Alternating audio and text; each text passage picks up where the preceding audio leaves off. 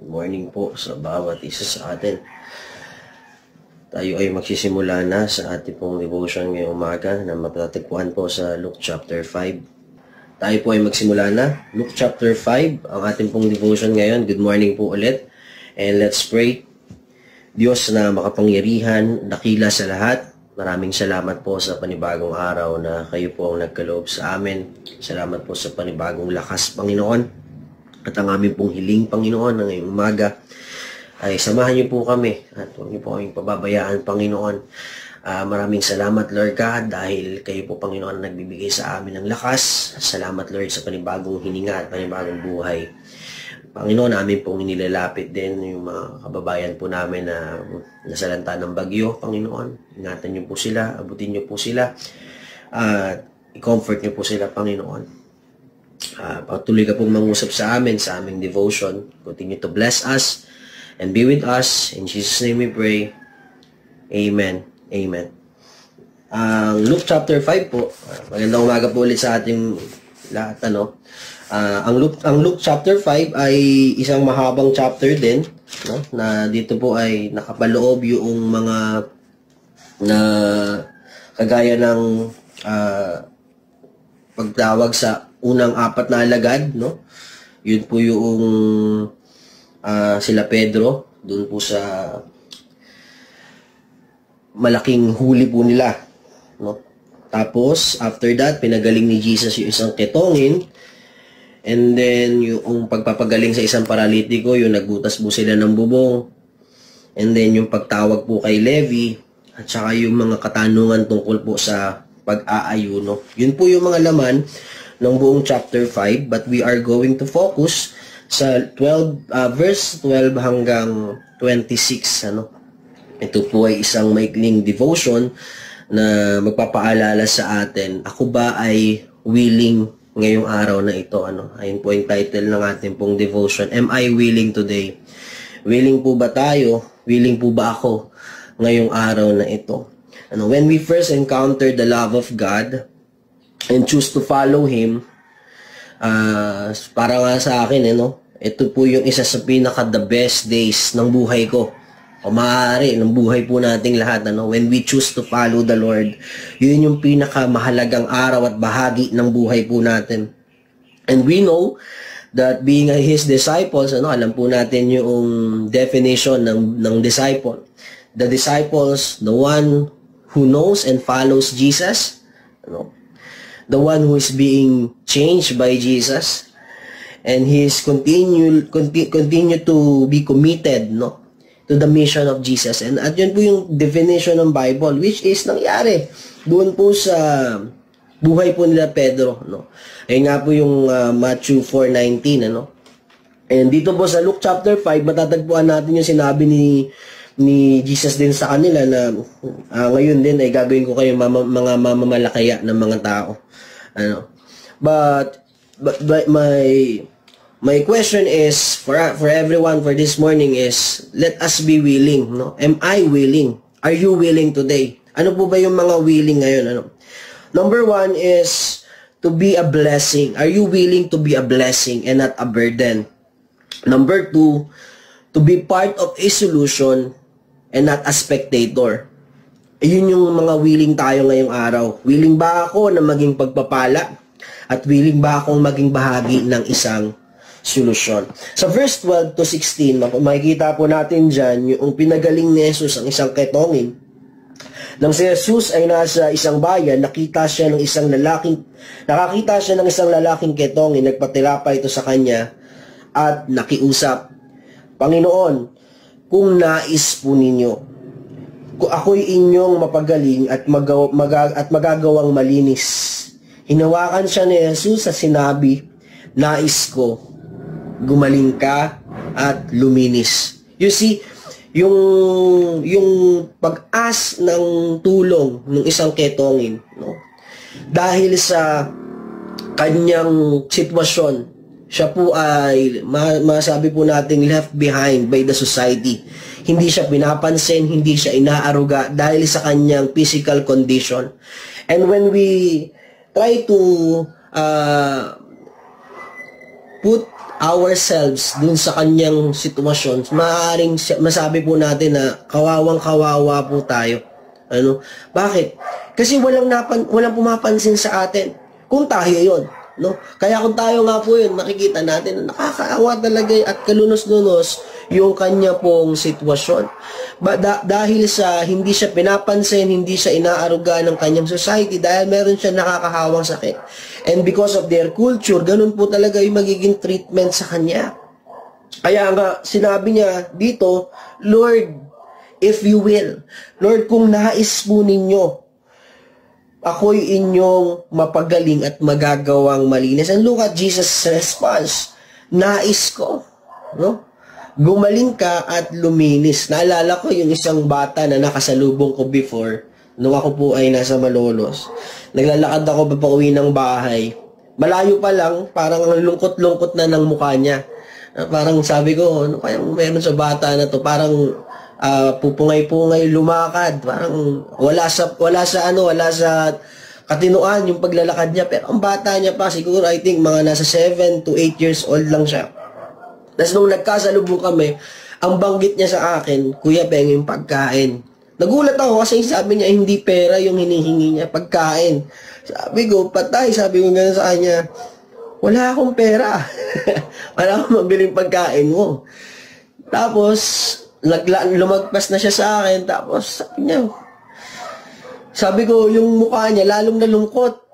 Nung nakalagpas na siya sa akin, malapit na po ako sa bahay, nakakita ako ng karinderya, kaibigan ko yung may-ari. Nung dumaan ako sa karinderya, tinawag ko siya. Boy, sabi ko ganun sa kanya. Tapos sabi niya, bakit po? Kumain ka. Sabi ko sa kaibigan ko, pakainin ka, babayaran ko na lang mamaya. Nung narinig niyang kakain siya, nung hinahainan na siya, ang laki na ng ngiti niya.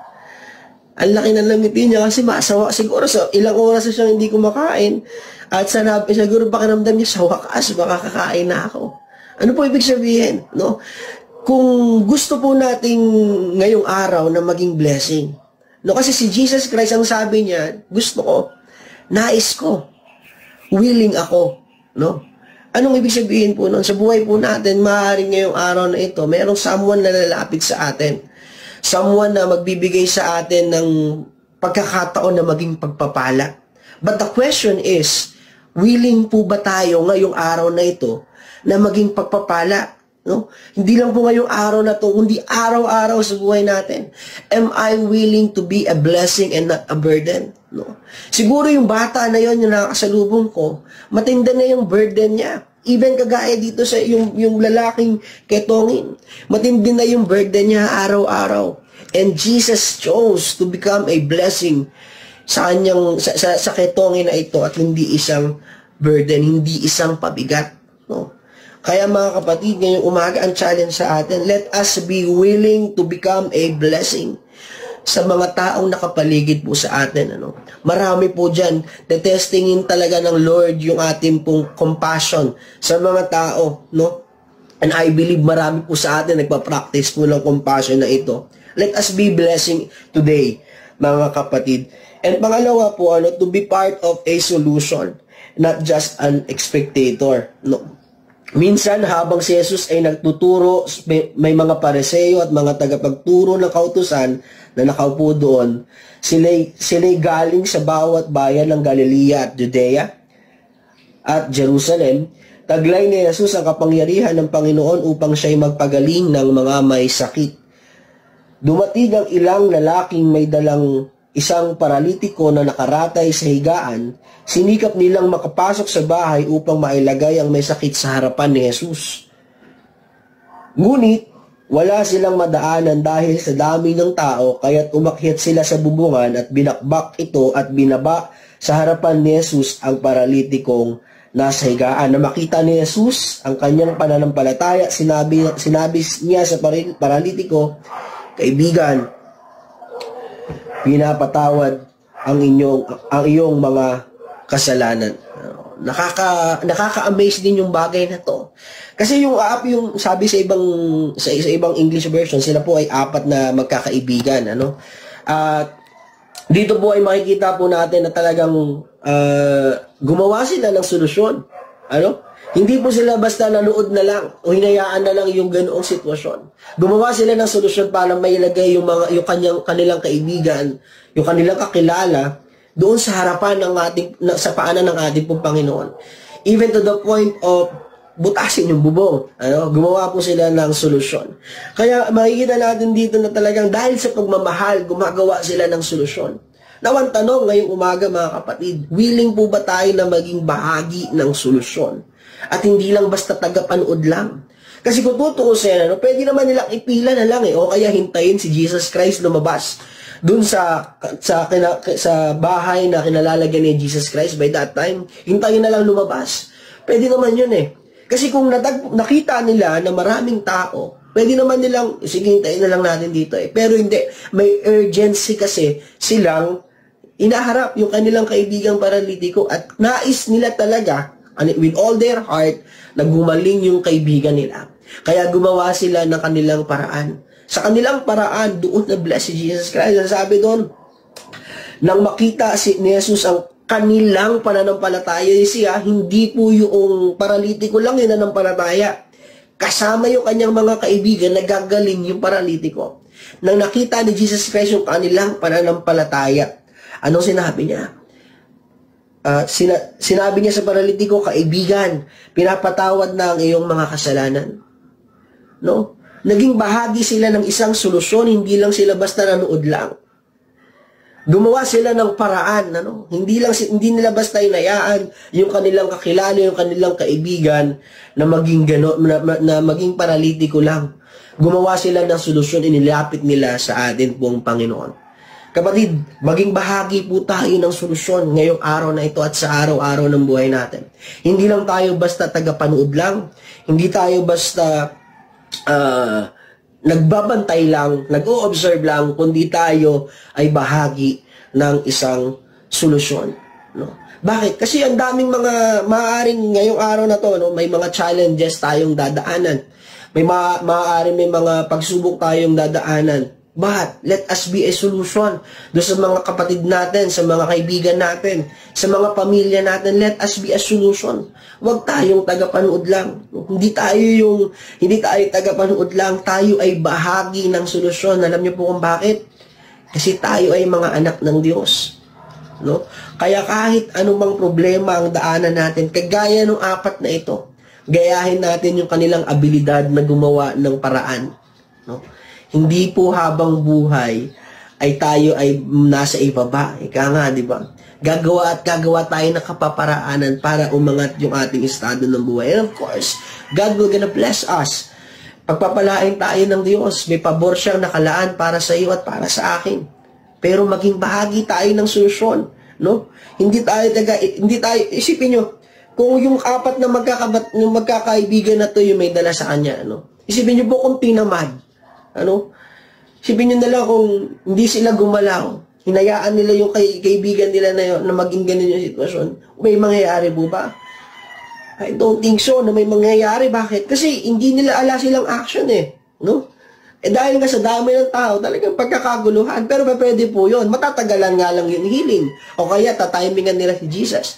Pero hindi. Right then and then, binaba nila sa bubong ang kanilang kaibigan at ibinaba sa paanan ni Jesus.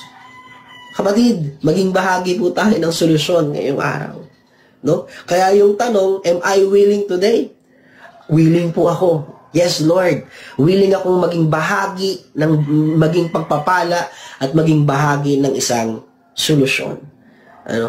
Kaya ang ating conclusion ngayong umaga, when we are willing, God can use us to bring healing, hope, and solution to those around us. Ganda po ng message ng Lord sa atin ngayong umaga. Remember that the very definition of being disciple is the one who knows and follows Jesus. The one who is being transformed or changed by Jesus. And is the one who is committed to the mission of Jesus. If we are all committed as disciples of Jesus Christ, Kasi yun yung pinanggalingan ng mga verses eh. By that time, kasama niya na yung kanyang mga disciples. Yung first 4 disciples, at tinawag niya pa nga si Levi, si Levi, si Matthew, doon sa mga sumunod na passages. But you know what? Being his disciples, we are all committed to follow him at all costs. We are all committed to do his mission. No? That's why my question is for each and every one of us, am I willing today? Are you willing today, kapatid? Maging bahagi po tayo ng isang pagpapala at hindi pabigat sa mga tao. No? Huwag po nating ituring yung mga kapamilya natin o yung mga tao sa paligid natin na burden. Instead, be a blessing to them. No? Marami po dyan na naghahanap lang talaga ng kausap. Marami po dyan naghahanap lang talaga ng konting sulyap ng liwanag, konting sulyap ng pag-asa. At maaaring sa atin po yun makita ng mga tao na yun. No? Be a blessing and not a burden to them. Let us be part of a solution. No? Tayo po'y maging bahagi ng solusyon. Yung wisdom na galing sa Diyos, gamitin po natin para maging bahagi ng isang solusyon at hindi naging pabigat. Hindi lang basta solusyon, hindi lang basta tagapanood, kundi may solusyon na naka-ready at willing gawin. Why? Kasi disciple tayo ni Jesus. At gagawin po natin ang lahat kasi mahal natin si Lord. No? If we love God, we will have His people. No? Hindi pa pwedeng mahal natin ng Diyos pero hindi natin mahal ang tao. No? That's why we become blessing every day. No? Sa bawat araw, magiging pagpapala ikaw at ako. At magiging bahagi po tayo ng isang solusyon. At hindi lang basta tagapanood. Ulitin ko lang po, when we are willing, God can use us to bring healing, hope, and solution, salvation, and solution to those around us. Magiging bahagi po tayo ng kagalingan para sa iba. You see, napakalaki po ng part natin sa community po natin. Kaya wag po tayong hihinto. Just like sinabi ni Isaiah sa ating Panginoon, "Here am I, Lord, use me." So ngayong umaga, yun po yung ating devotion. Am I willing today? I believe every one of us will say, "Yes, Lord. Nandito po ako, gamitin mo ako." Let us all pray. Panginoon Diyos na dakila at makapangyarihan sa lahat, maraming salamat po sa umagang ito, Panginoon, na pinagkaloob mo sa amin. Use us mightily. And Lord, thank you, Lord God, for reminding us to become a blessing and not a burden, Panginoon, sa mga taong nakapaligid sa amin. To become part of solution, hindi lang basta spectator, Panginoon, o nag-o-observe. Tulungan niyo po kami, Panginoon, bilang isang mga disciples ng inyong anak na si Jesus. Tulungan niyo po kami na magkaroon ng puso na handang maglingkod. Puso, Panginoon, na nagmamahal sa iyo at nagmamahal sa tao. And Lord, I pray na ngayong umagang ito, Panginoon, ngayong maghapon na ito, at sa mga susunod pang mga araw na ma-apply po namin ang katotohanan na ito sa buhay namin, that we must become willing to be a blessing, Panginoon. Maraming salamat, Lord, and I pray sa ulit, Panginoon, yung mga kapatid po namin na dumaranas ng masamang panahon, na masungit na panahon, Panginoon, sa iba't ibang panig ng bansa, Lord. I pray, abutin niyo po sila, tulungan niyo po sila, Panginoon, na makaahon sa hirap, Lord God, na kanilang dinadanas. And Lord, naniniwala po ako kung ano man po yung nangyari, ay kayo po, Panginoon, ng patuloy po na in control ng mga bagay-bagay. That's why, Lord, sa mga natitirang araw ng taong 2025, I pray for each and every one of us, Lord God, na iyong mga anak at sa bawat mga tao, Panginoon, sa aming paligid, na patuloy niyo po kaming gawing safe, malusog, Panginoon, at patuloy pong pagdaluyin niyo sa buhay po namin ang pagpapala mo na walang sapat na silid na kalalagyan, Panginoon. At dahil dito, naniniwala po kami, Panginoon, that every single day of our lives, we will become a blessing sa mga tao nakapaligid sa amin, Panginoon. And we will be a part of solution, Panginoon, of a solution sa mga problema, mga challenges na aming kakaharapin. Because we have what the mind of Christ, Panginoon, yung kaisipan ni Kristo, Panginoon, ang siyang aming kaisipan, and because we are His disciples, we are your disciples, Lord God. Maraming salamat po. Continue to strengthen each one, Panginoon, ng mga kapatid ko na sa pananampalataya na napanghihinaan, na patuloy po nababagabag, Panginoon, sa samut-saring sitwasyon ng buhay. Bless them, O Jesus. Guide them, O God. And continue to be with us. Maraming salamat po. Ito po ang aming panalangin sa matamis at dakilang pangalan ng aming Panginoong Jesus. Amen. Amen. Good morning po ulit. And pasensya na po kayo na late po ako ng alarm. But anyway, God is good. Patuloy po kayong magpagamit. Patuloy po tayong magpagamit sa atin pong Panginoon. God bless everyone.